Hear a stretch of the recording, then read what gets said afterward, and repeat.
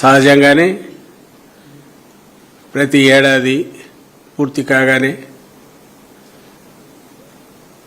ప్రభుత్వం ఏదైతే ఉంటుందో వాళ్ళు ఏం చేశారో చెప్తారు.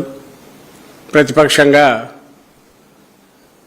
మేము మిగిలిన ప్రతిపక్షాలు ఎవరైనా సరే లోపాలు ఏమున్నాయో ఎత్తి చూపాల.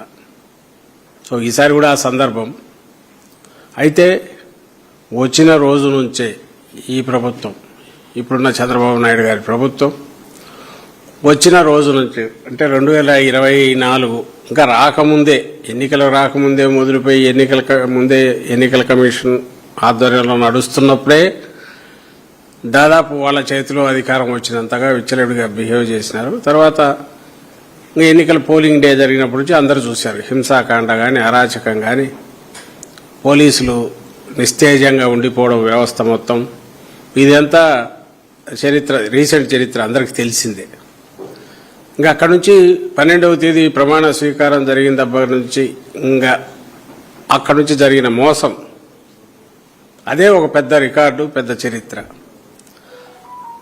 అక్కడి నుంచి జరిగిన మోసం, అక్కడి నుంచి జరిగిన దగ, అక్కడ తర్వాత మొదలైన దోపిడీ,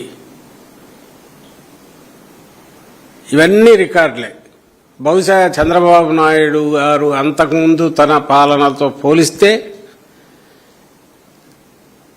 ఒక ఎంతవరకు దిగజారగలరో చూపే దాంట్లో ఇది ఇంకా అదో పాతాళం అంటాం కదా, అక్కడికి పోయినట్టున్నారు.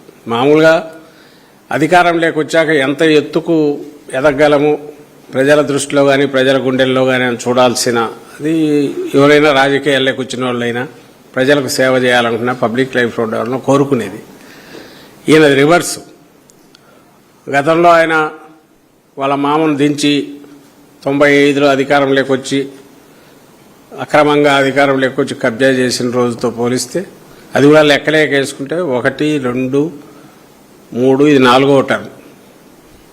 అప్పుడు 4 ఏళ్ళు వేసుకుంటే ఇప్పుడు ఇది మిగిలిన 10 ఏళ్ళు పూర్తున్నాడు.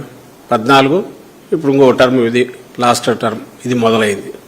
లాస్ట్ టర్మ్ ఎందుకంటున్నట్టే ఆయన ఏజ్ రీత్యా కష్టం కావచ్చు అనే ఉద్దేశంతో. లేదు 100 ఏళ్ళు 100 ఏళ్ళు ఉన్ని యాక్టివ్గా ఉంటాయంటే ఉంటారేమో, ఇంకా రాజకీయాల్లో తెలియదు. యాజ్ ఆఫ్ నవ్ అయితే ఇది లాస్ట్ టర్మ్ అని అనుకుంటున్నాం. ఇప్పటికి వచ్చేసరికి బహుశా ఇంతకుముందు ఏమన్నా తప్పులు చేసింటే కరెక్ట్ చేసుకోనో, దాని నుంచి ఇంకొంచెం మేలైన దీనికి రావడానికో ప్రయత్నం చేయాల్సింది. ఎవరైనా ప్రయత్నం చేస్తారు. అలాంటి అవకాశం ఆయనకు 2 సార్లు వచ్చింది. 99, 95, 99 తర్వాత రాజశేఖర రెడ్డి గారు వచ్చాక ఒక పాలన అంటే ఎట్లుండాలో ఆయన చూపిన తర్వాత బెంచ్ మార్కు. దేశంలో అందరూ కూడా ఇందులో కొంతన్నా మనం చేసి మంచి పేరు తెచ్చుకోవాలని ప్రయత్నం చేసే ఒక ఆదర్శప్రాయమైన పాలన ఆయన ఇస్తే 2004-09 మధ్య అదే 5 ఏళ్ళు. మళ్ళీ 14లో వచ్చాడు, ఏం మార్పు లేదు. ఇంకొంచెం కొత్త కళలు నేర్చుకున్నాడు, కొత్త విద్యలు, టెక్నాలజీలు వచ్చాయి. సో ఎదురుగా ప్రత్యర్థులను ఏ రకంగా ఇచ్చేయచ్చు, వాటిలో చిన్న చిన్నవి తప్పటడుగులు వేస్తూ అప్పుడు మొదలుపెట్టాడు. అవినీతిలో కొత్త రకమైన దీనికి ఎట్లా పోవచ్చు, చంద్రబాబు నాయుడు గారు అది మొదలుపెట్టారు. తర్వాత 2024 మధ్య జగన్మోహన్ రెడ్డి గారు పూర్తిగా మంచి పాలన అనే దీనికి మాటకు నిర్వచనం కాదు, దాని అర్థం పూర్తి మార్చేశారు.